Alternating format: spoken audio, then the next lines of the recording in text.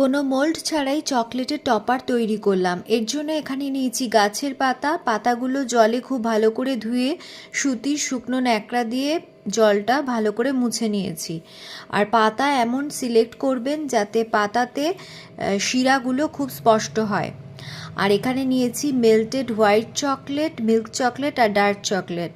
পাতার যেদিকে শিরাগুলো খুব স্পষ্ট সেদিকে মেল্টেড চকলেটগুলো ভালো করে স্প্রেড করে লাগিয়ে দিলাম। আর প্রত্যেকটা পাতায় চকলেট লাগানোর পর ফ্রিজে রেখে দিলাম 4 থেকে 5 মিনিটের জন্য। নর্মাল ফ্রিজে রেখেছিলাম। এরপর বার করে চকলেটের পাতা থেকে গাছের পাতাগুলো ডিমোল্ড করে দিলাম। ব্যাস তৈরি হয়ে গেল চকলেট টপার। এই টপারগুলো ডিজাইনার কেক, কাপ কেক বা যে কোনো সুইট ডেজার্টের ওপর ডেকোরেট করা যায়। আর খেতেও ভীষণ ভালো হয়। কেমন লাগলো জানাবেন। বাই।